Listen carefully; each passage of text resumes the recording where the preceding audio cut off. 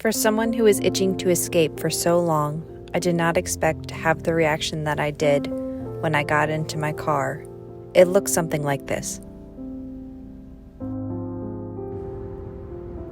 But I'll spare you my ugly crying face for the remainder of this video. No promises about future videos. The drive was, well, interesting.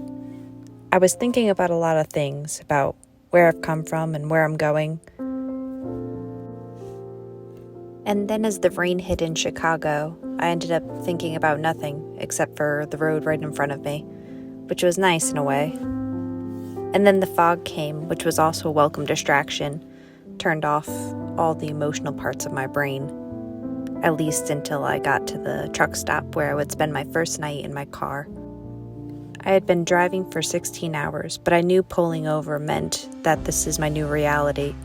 That first night in my car would mean that I'm actually left everything that I called home to live in my vehicle. But eventually sleep took me, and I woke up 3 hours later in a truck stop. Good morning. I am currently in my first night in the van. Well, first morning in the van. I pulled into this rest area. I think I'm in Wisconsin. Minnesota? I don't know. I drove about 16 hours yesterday for my first day. I slept pretty well. I did sleep pretty well. It was really cozy in the back. And all these blackout things made me feel really safe and everything. I never felt exposed or anything. So, yeah, but I only got about 3 hours of sleep. I'm gonna get started on the road early this morning. Get going on the road. The fog had lingered from the night before, but as the sun broke through, it evaporated all the fog around me, and I was left with a gorgeous sunrise, partially blinding me along the ride, but also illuminating the beauty of Minnesota. And then I felt like I was finally myself again. You know, for America running on Dunkin' Donuts, there's no Dunkin' Donuts in the state of Minnesota. So that's cool. Just want a coffee. Okay. Stop whining. And then came my first Planet Fitness shower experience. Okay, I just had my first shower at Planet Fitness. That was awkward and terrible. There was only a thin curtain covering the shower area. There was no changing station. Yes. That was so uncomfortable. I know it's my first day. 25 hours in, I should be grateful I have a shower. But that was awkward. I guess I'm gonna have to get used to it though. This is my life now. Okay. It's fine. It's fine. And I have to keep reminding myself I'm never going to see these people again. Like, ever in my life. So, it's okay. If someone sees me naked, it is what it is. A few ladies were giving me weird looks as I was brushing my teeth at the sink, and they were just going to the bathroom after their workout. But what you gonna do? Anyways, now I'm gonna get a coffee and head over to Badlands National Park and hopefully get started.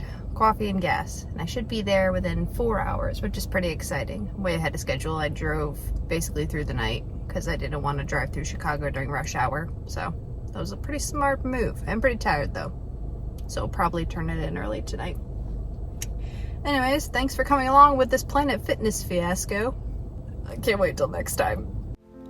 Driving through South Dakota made me feel like I walked out of a Little House on the Prairie book with all the open grasslands. It felt like I was a settler exploring the land for the first time. And then I happened upon this cute little rest stop with this little church that moved me.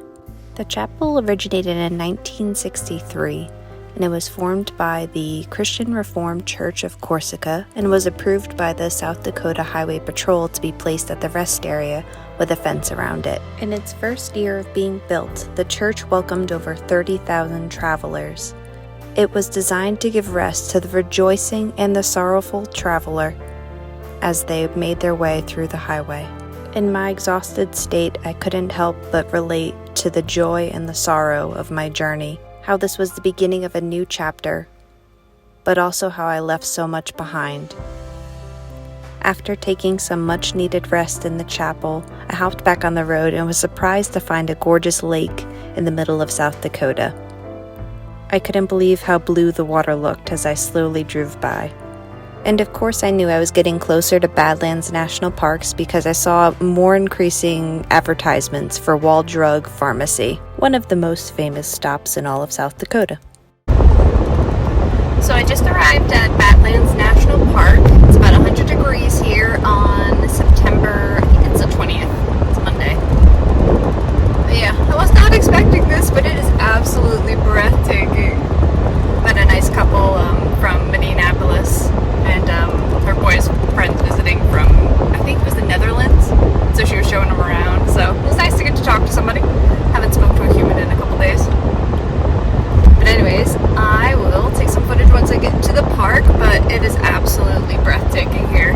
I mean, just the drive in with all the open grasslands and everything, it's exactly what I was looking for and what I was craving, being stuck in the congested Northeast. So, looking forward to it. And I saw a few prairie dogs before. So, I'm hoping to see some in the wild. Those were at like centers that you could stop, and it looks like there are picnic tables around and everything. It seemed a little bit not authentic, so, you know. Anyways, I'm coming up to the gate, so